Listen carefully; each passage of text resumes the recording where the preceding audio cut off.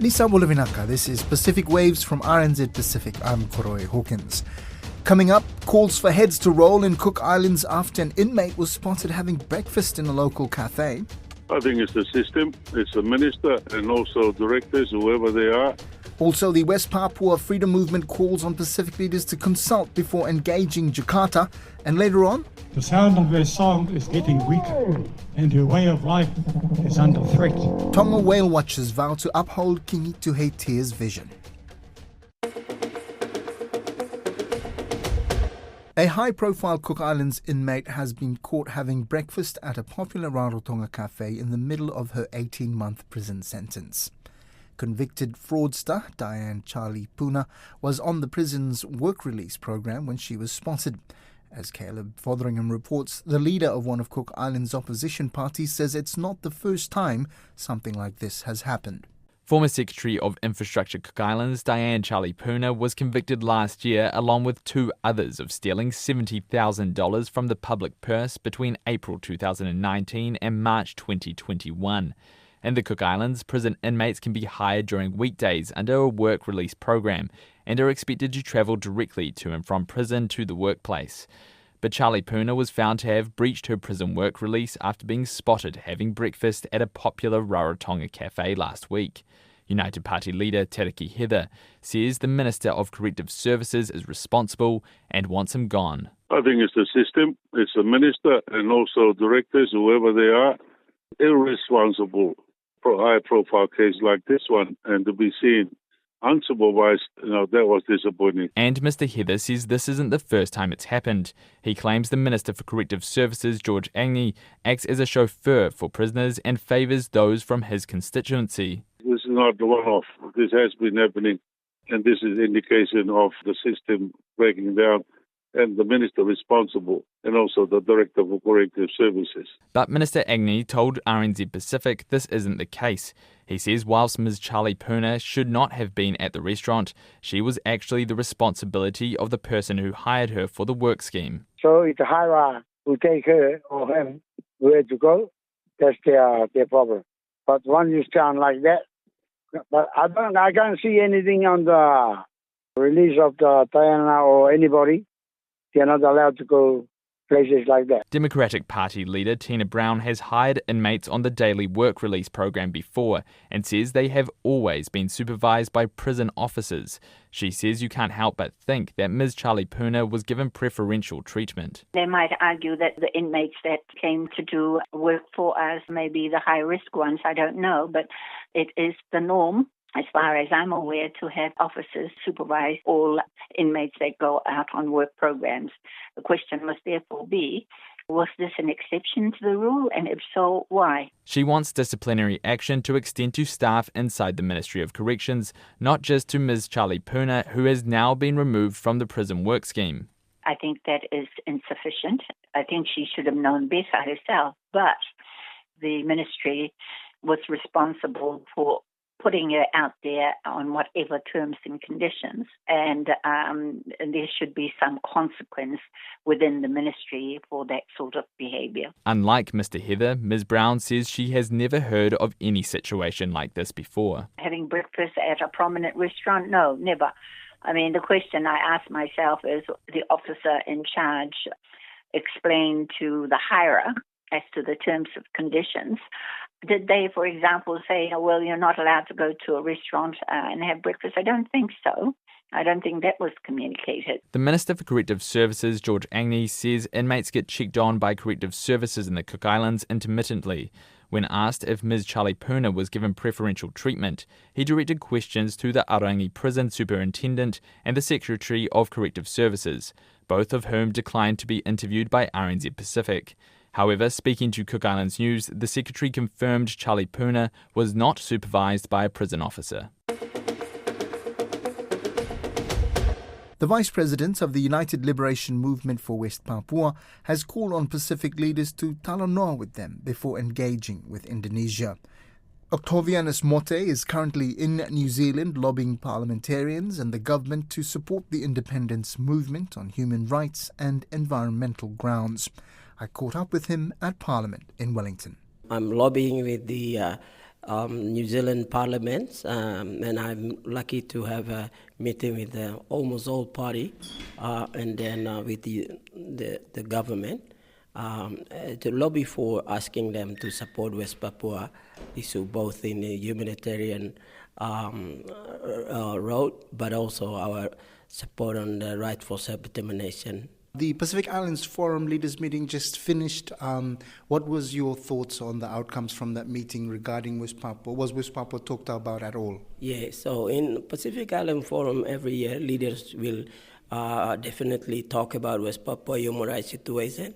That's a permanent agenda, so we really respect the forum because that's our channel to raise about situation. Secondly, in this communique this year, they reactivated the last year's decision, which is appoint the two prime minister of Fiji and prime minister of Papua New Guinea to lobby with the Indonesian government, talk about the situation in West Papua. New president coming in October for Indonesia. What does Prabowo mean for the West Papua freedom movement? What's the change we're likely to see from Jokowi?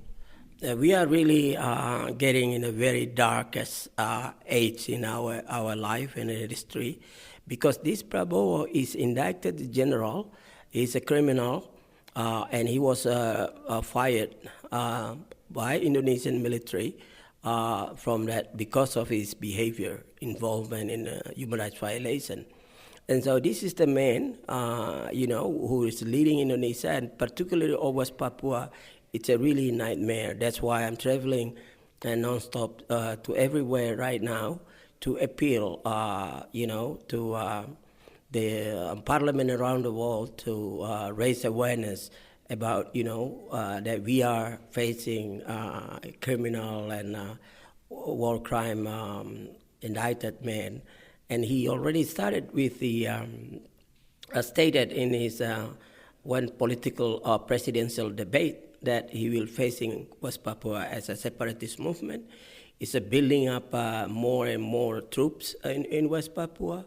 He's taking our land, for example, in Merauke, under his command. He take 1 million acre land for building rice fields, and many more he will be doing it. So we are facing survival, we are slow. It's a realization of a slow motion genocide will be happening under this man. In his recent visit to Papua New Guinea, he said different things to what you mentioned. He was saying that he would respect more indigenous rights and seek even advice from Papua New Guinea. James Marape was saying that these are the things that he said to him in Port Moresby. Do you think that's genuine? I don't think so. I mean, Prime Minister James Marape, keep communicating with Jakarta without consulting with us. We experience life under colonial, not Papua New Guinea, not Marape himself. And so if he's back and forth to Jakarta without knowing what reality is happening, Marape is singing own song, and I want to see. So we don't really understand why our Melanesian leader treated like this, and especially also with the Fiji Prime Minister, he intend to go to Indonesia and meeting in this upcoming November. And if we go there without communicating with us and without listening from the CSO, listening from the church, listening from all the solidarities, the parliament members that are raising West Papua issue, with all respect, Prime Minister Rambuka, what you're doing? The history of West Papua is a history of a denial. The Dutch deny us, U.S. and all around. We don't want our Melanesian leader deny us. And you better talk to us before you meeting with our colonial power. Finally, circling back to New Zealand, what do you think New Zealand's role is in West Papua? Obviously, you have a lot of groundswell among the population, but on the government side, what's New Zealand's role in your opinion? New Zealand is a great nation in Pacific, They're playing a key role in handling the bougainville issue. They are mediating it. So we look up to this country, do same things, We facing more brutal colonial than our brother and sister in Bougainville, in terms of colonization and what is that taking place. I'm not downwater our brothers in Bougainville. I'm just talking about how many people die and what they are doing it right now. And so really we are looking, I'm here to back their support because of human rights ground, but also environment destruction. This is what this country is known for defending environmental. And so allowing Indonesia to colonize West Papua is risking, and not only in terms of global warming, where Papua is one among three left world lands. We Papua as the biggest rainforest in Asia and Pacific, contribute at lungs of the world beside Amazon and Delta Nigeria. And so I'm asking them to raise this as awareness that, once this colonial cut down all the forests and trees with mining and all of this stuff, the first risk will be our small island brothers and sisters, and they, underwater. And climate change, we save the world. West Papua is saving the world. Therefore, saving West Papua means saving the world. A warning some people may find parts of this content confronting or distressing. New Zealand's mental health minister says the same approach to suicide prevention for Pasifika may not work for other New Zealanders. Matt Ducey was responding to comments from the chief executive of Pacific mental health organisation Vava'u, who say the government's first ever suicide prevention plan is too reactionary and lacks preventative measures. Mr. Ducey says Vava'u does great work in their space, but local solutions are needed for local needs. He spoke with RNZ Pacific journalist Elisha Foon.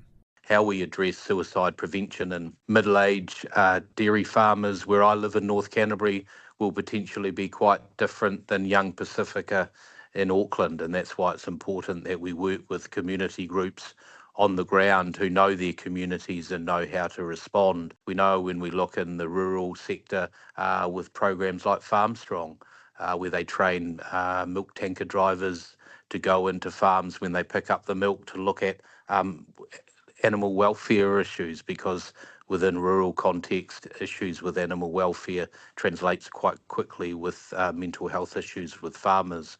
And within each community we can go into, we can understand the red flags around potential mental health issues and also suicide risk, and ensure we deploy the appropriate suicide prevention programs. And so it is about better suicide prevention, of course, postvention, and also understanding more of the social determinants of mental health and suicide as well, to ensure that we're promoting wellbeing. And something I'm always mindful of with Sean Robinson and the Mental Health Foundation and their 5 ways to wellbeing is ensuring that people are equipped with the tools to keep themselves well, and when they are in a time of distress, to be able to reach out to services such as 1737, who have trained counsellors 24/7 to help people in a time of distress. What are the improvements that we need to make as a country when it comes to services and supporting people on a local level? Well, at the moment, we have funding that is commissioned to provide certain suicide prevention programs that are culturally appropriate. If you look at specifically Vava'u, who receive a contract around rolling out suicide prevention work in our Pasifika community. And I think that one of the risks of the last Labor government's health reforms, when it looked to centralise our health system, has been quite detrimental for mental health. I mean, potentially a hip replacement in Christchurch is the same as a hip replacement in Auckland, but when you're talking about mental health, there is different contexts that we need to consider, especially around getting the message out around suicide prevention. So that's why we're looking forward to taking this approach through the consultation process to hear stakeholders' feedback as well as the public, to see about how we can do more of that local solutions for local needs. And one area I think that actually we do quite poorly in New Zealand is an area of around crisis. Not only are we looking at how we respond better than potentially police turning up in a time of mental health crisis, but how we can provide more support in the community as well. And that's why we've highlighted the developments of crisis cafes in the Suicide Prevention Action Plan and the proposal based on the feedback we get to roll them out through the country. I've visited several crisis cafes already existing around the country.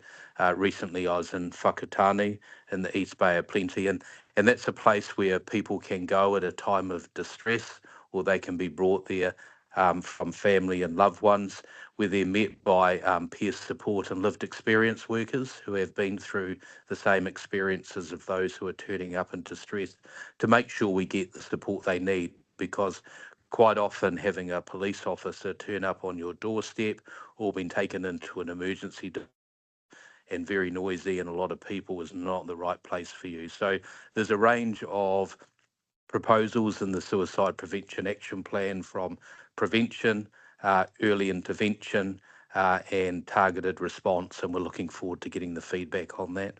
If this material raises concern for you, free call or text 1737 anytime for support from a trained counsellor. The residents of the Tonga island group of Vava'u are promising to honour the late Maori King's calls for whales to be given personhood. Vava'u is one of the few places in the world where tourists can swim with whales. Earlier this year, Maori and Pacific leaders signed a declaration called He Whakaputanga Moana, giving whales rights, including the freedom of movement, a healthy environment and the restoration of their populations. Lydia Lewis was in Tonga and filed this report. The sound of her song is getting weaker, and her way of life is under threat, which is why we must act now. Just a few months before his death, Kingi Tuheitia te Pōtato te Wherowhero te Tuawhitu stood with Indigenous Pacific leaders, telling them why He Whakaputanga Moana, or the Declaration for the Ocean, is so important. The songs of the talanoa are under attack by pollution, ship strikes, and the changing tides of our planet.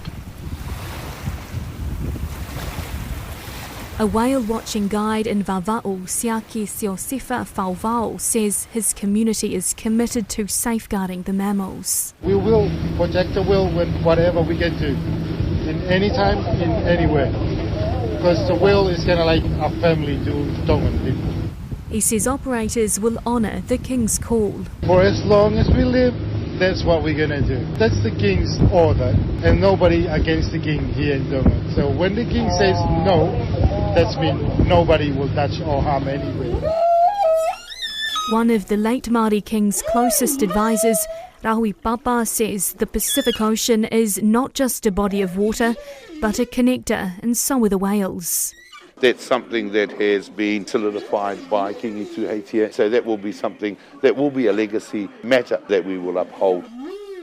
He says real change comes when people are guided by the past. With our ancestral intelligence, with our mātauranga, we could provide solutions to things like climate change, like protecting the whales, things like how do we clean up the moana. We think that ancestrally, the moana was so very important to all of us, we have some solutions. Not in a political sense, but in a cultural and ancestral sense. Pacific leaders were in Vava'u for the Pacific Islands Forum Summit when news broke of Kingi's death at the end of August. As they boarded a whale-watching boat guided by Siaki Siosefa Vava'u, they reflected on the King's life. People of Tonga feel the loss of this great leader of the Pacific.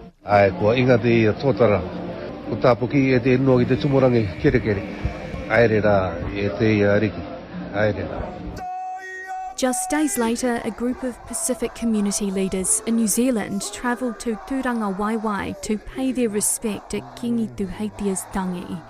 For some, his passing made his hopes of the survival of whales in the Pacific even more poignant as they remembered his words.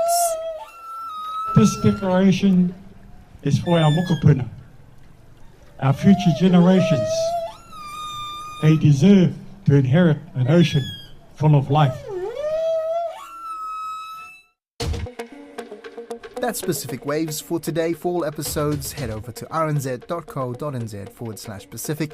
We're also on Spotify, Apple and iHeartRadio. From myself and the RNZ Pacific team, Tofa Suifu.